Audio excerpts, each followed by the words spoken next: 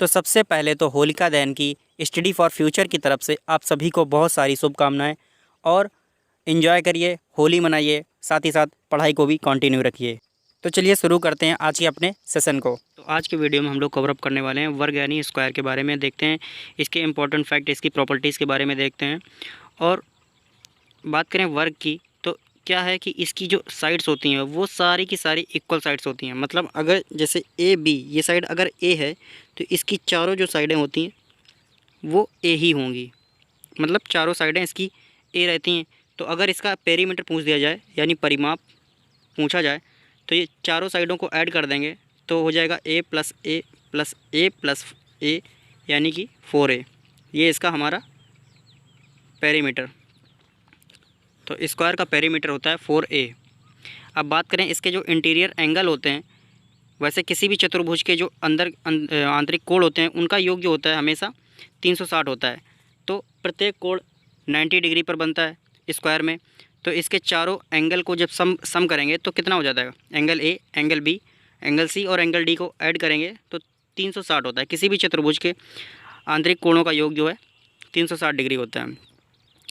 अब बात करें इसके क्षेत्रफल की तो इसका क्षेत्रफल क्या होता है, इसका क्षेत्रफल होता है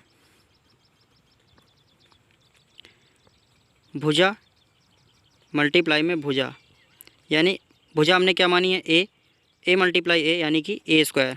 तो इसका एरिया हमारा क्या हो जाएगा, ए स्क्वायर इसका एरिया होता है।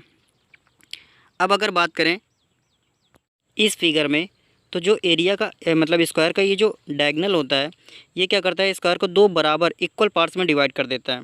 जैसे ये ट्रायंगल दिख रहा है और बी डी सी को और ए बी डी ये इक्वल पार्ट्स में एक जो है डायगोनल इक्वल पार्ट्स में डिवाइड करता है। और अगर दूसरा डायगोनल हम इसी में ड्रॉ करते हैं, अगर दूसरा डायगोनल ड्रॉ करते हैं तो क्या होता है कि ये ए और सी ये जो डायगोनल होता है ये बी और डी डायगोनल के इक्वल होता है, यानी कि ए सी इक्वल होगा बी डी के। और ये 90 डिग्री पर समद्विभाजित करते हैं, 90 डिग्री पर।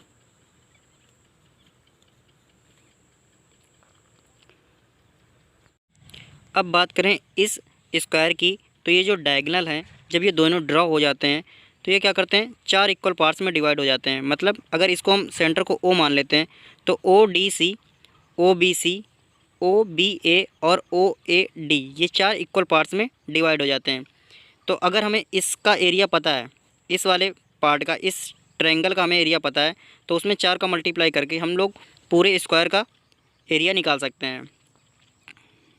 अब बात करते हैं इस शेप की। तो जैसे हमें साइड दी हुई है और हमें डायगोनल फाइंड करना है तो मान लेते हैं ये डायगोनल डी है। तो जैसा कि सभी लोगों को पता ही होगा कि पाइथागोरस प्रमेय से हम लोग इसको सॉल्व कर सकते हैं। तो अगर हमें डी निकालना है तो इसका डायगोनल का स्क्वायर क्या हो जाएगा, मतलब ये कर्ण है तो दोनों साइडों का स्क्वायर को ऐड कर देंगे तो ए का स्क्वायर प्लस ए का स्क्वायर ये डायगोनल का स्क्वायर हो जाएगा।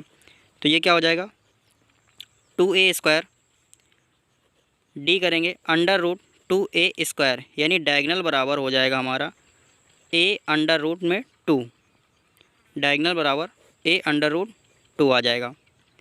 तो अगर हमें साइड दी है और डायगोनल फाइंड करना है तो a अंडर रूट 2 कर सकते हैं। और अगर साइड दी है इसी फार्मूले से हम लोग क्या कर सकते हैं, इसको लिख सकते हैं a equal to diagonal upon root 2, ये रूट 2 अपॉन में आ जाएगा। तो a इज इक्वल टू क्या हो जाएगा, डायगोनल अपॉन रूट 2।